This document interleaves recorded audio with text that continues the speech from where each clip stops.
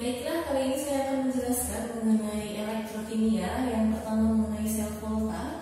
Jadi apa itu elektrokimia? Elektrokimia ini adalah suatu materi yang mempelajari mengenai hubungan antara perubahan zat dengan arus listrik. Di mana sel elektrokimia ini merupakan sistem yang terdiri dari dua jenis elektroda. Yang pertama ada anoda, yang kedua ada katoda, disertai dengan larutan elektrolit.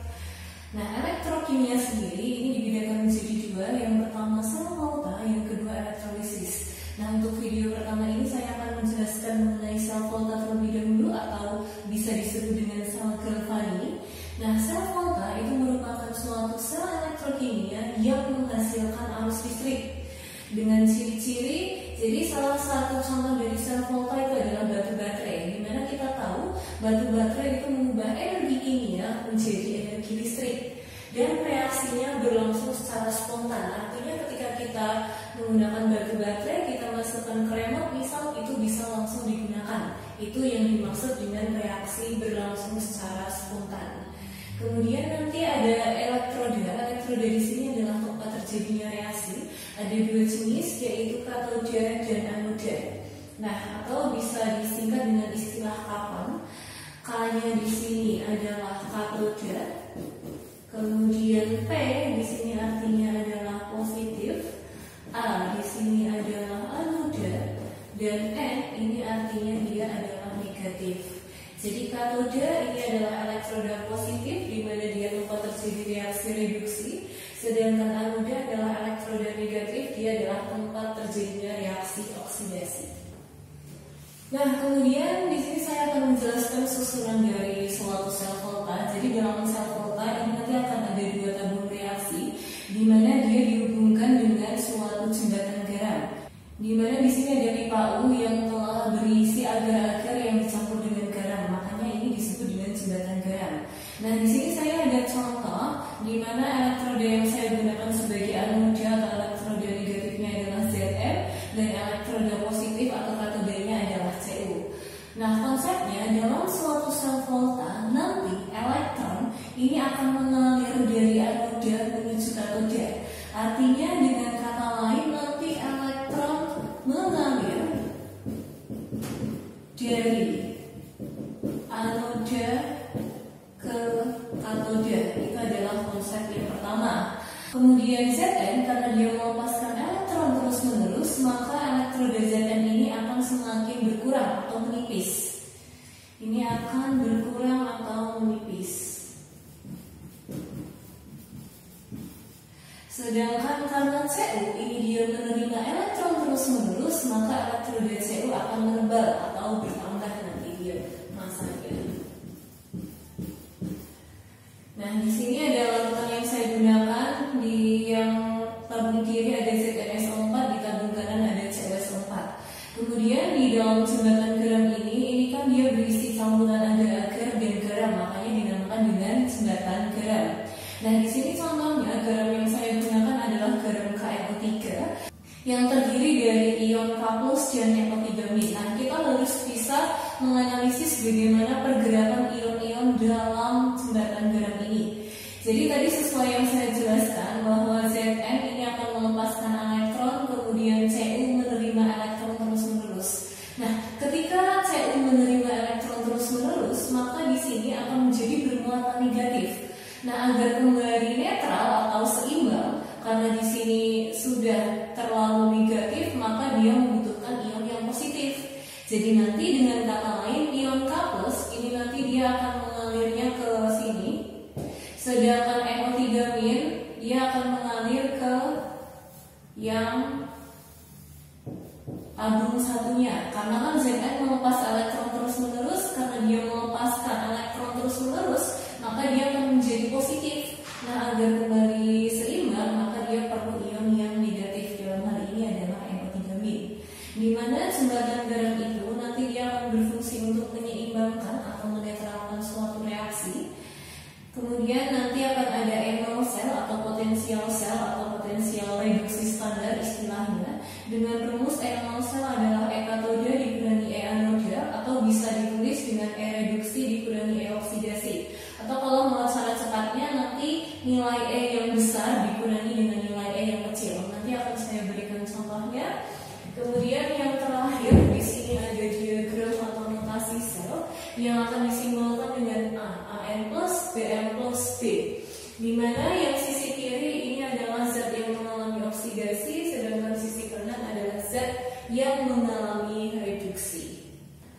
Nah, berikutnya kita akan mencoba mengerjakan latihan soal. Diketahui dua data potensial reduksi standar berikut. Ada Na plus elektron menjadi Na dengan E0 sel min 2,71 volt dan Zn2 plus 2 elektron menjadi Zn dengan E0 sel min 0,76 volt.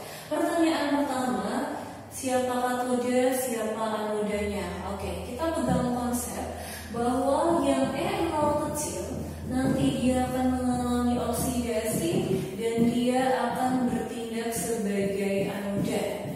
Oke, kalau kita lihat yang Na ini min 2,71, yang Zn min 0,76. Karena yang lebih kecil adalah yang Na, maka nanti Na ini akan bertindak sebagai anoda. Berarti jelas di sini anodanya adalah Na, kemudian katodanya berarti adalah Zn.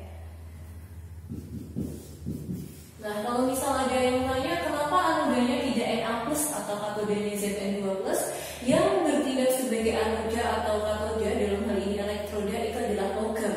Maka kalau logam itu tidak boleh ada muatan, sehingga anodanya Na, katodanya adalah Zn.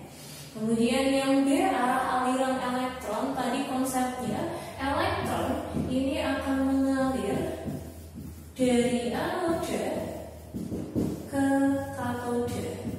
Berarti dalam hal ini karena anodanya adalah Na, katodanya adalah Zn, maka elektron akan mengalir dari Na ke Zn. Itu yang kedua. Kemudian pertanyaan yang ketiga, elektroda yang bertambah siapa dan yang berkurang siapa? Tadi seperti yang sudah saya jelaskan sebelumnya bahwa yang bertindak sebagai anoda itu nanti dia akan berkurang, sedangkan yang katoda akan bertambah. Sehingga yang bertambah yaitu katoda, berarti di sini yang bertambah adalah katodanya tadi adalah Zn. Kemudian yang berkurang berarti anodanya yaitu Na. Seperti itu untuk yang C. Kemudian untuk yang D kita kerjakan di sini ya. Yang D. D yaitu notasi sel, bahwa notasi ini akan disimbolkan dengan A, Am plus, Bm plus B.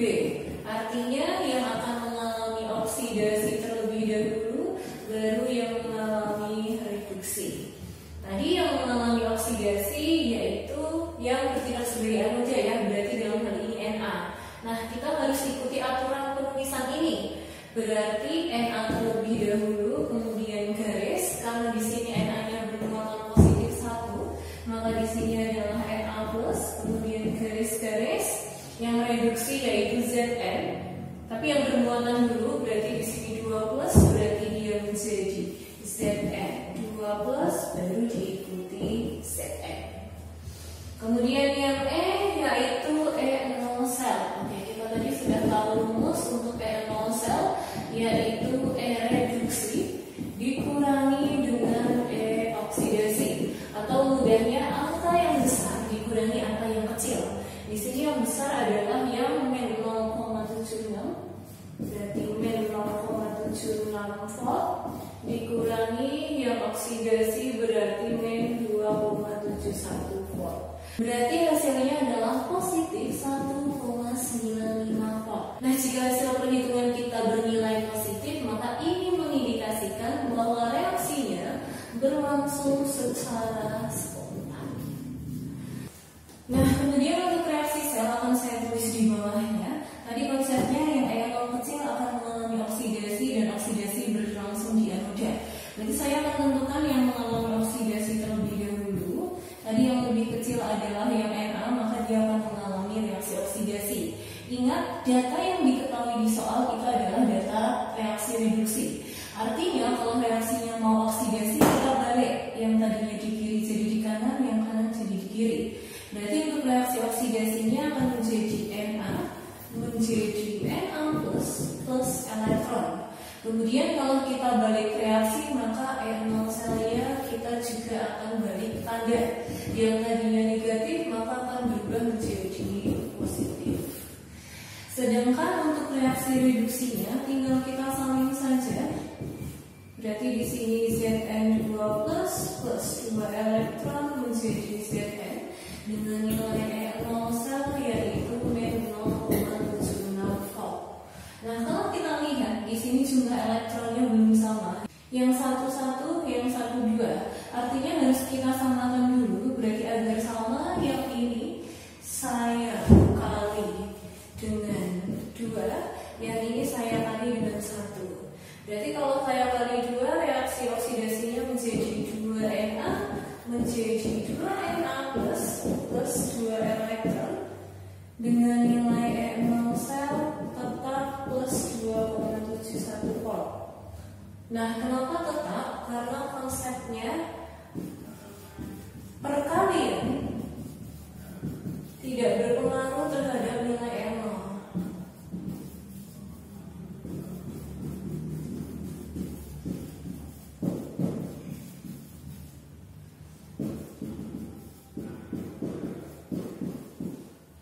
Kemudian yang reduksi karena dikali 1 berarti kita salin saja.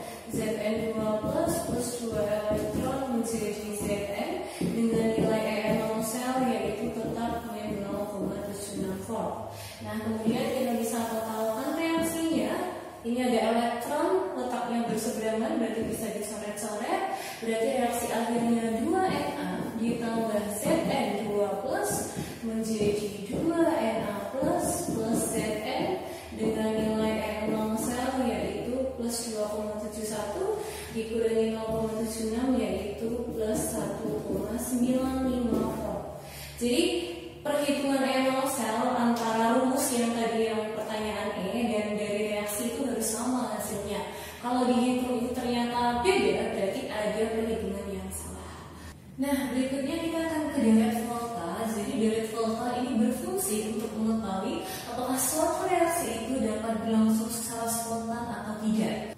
Di mana nanti konsep dalam direct volta, unsur yang berada di sebelah kiri dalam direct volta itu artinya dia memiliki E0 atau potensial sel yang kecil dan dia mengalami oksidasi, atau dengan kata lain unsur tersebut mampu mereduksi unsur di sebelah kanannya.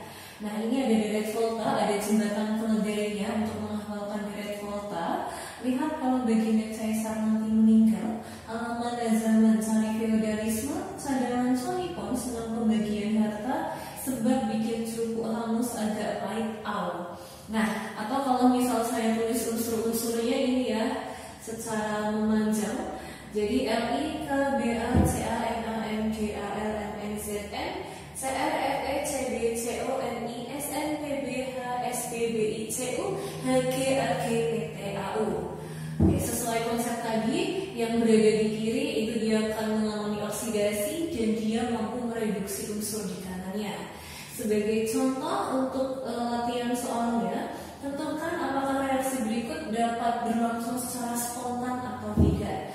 Nah, bagaimana cara menentukannya?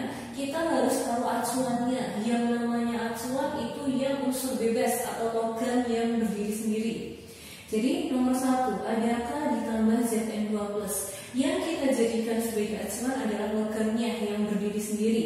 Maka dalam hal ini acuannya adalah K. K kalau kita bandingkan dengan Zn, K di sini, Zn di sebelah kanannya. Oke, karena acuannya atau dalam hal ini K letaknya lebih kiri daripada Zn, maka dia akan mampu mereduksi unsur di kanannya, atau K dapat mereduksi Zn. Artinya karena K di sebelah kiri maka reaksinya dapat berlangsung. Nah, bagaimana memprediksikan reaksinya? Kita tinggal balik saja. Jadi K-nya di sini nanti dia akan menjadi bermuatan. K itu muatannya positif 1 dan Zn akan menjadi logamnya. Kemudian yang namanya suatu persamaan itu harus setara ya.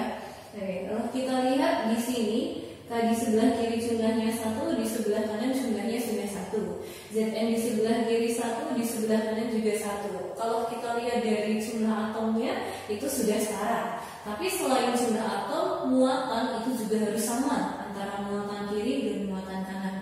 Kalau kita lihat di sini muatan di kiri ada plus 2, tapi di sebelah kanan baru plus 1. Maka agar sama-sama menjadi plus 2, untuk K plus koefisiennya saya kali 2.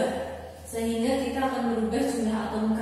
di kanan menjadi 2, di kiri baru 1 agar setara saya kali 2. Jadi reaksi satu ini dapat berlangsung ya.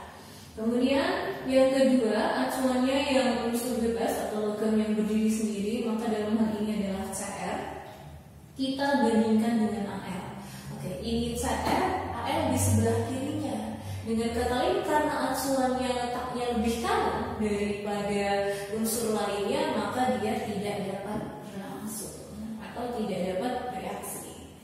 Kemudian yang ketiga, ini adalah tipe yang baru, ada NaCl ditambah Cu. Nah, yang kita jadikan acuan yang unsur bebasnya yaitu Cu dibandingkan dengan siapa? Dari NaCl ini yang logam adalah Na ya, yang ada dalam deret volta. Jadi kita akan membandingkan Cu dibandingkan Na, letaknya lebih mana? Oke, Cu di sebelah kanan, Na di sebelah kiri. Karena acuannya dalam hal ini Cu letaknya lebih kanan daripada yang dibandingkan, maka dia tidak dapat berlangsung atau Cu tidak dapat mereduksi Na. Sedangkan yang keempat ada Fe ditambah NiCl2, acuannya yang berdiri sendiri dalam hal ini Fe. Kita bandingkan dengan siapa? Dari NiCl2 yaitu si Ni. Nah, kalau kita lihat Fe di sini, Ni di sini, artinya Fe letaknya di sebelah kiri. Karena Fe letaknya lebih kiri daripada unsur lainnya, maka dia dapat bereaksi. Nah, bagaimana reaksinya? Tadinya Fe yang berdiri sendiri, Ni-nya dengan Cl, maka sekarang dibalik, Ni-nya menjadi sendiri, kemudian Fe-nya menjadi berikatan dengan Cl, menjadi FeCl2. Kita cek apakah sudah setara atau belum. Fe di kiri 1, di kanan juga 1, Ni di kiri jumlahnya 1, di kanan juga 1, Cl di kiri 2, di kanan 2. Oke, artinya ini reaksinya.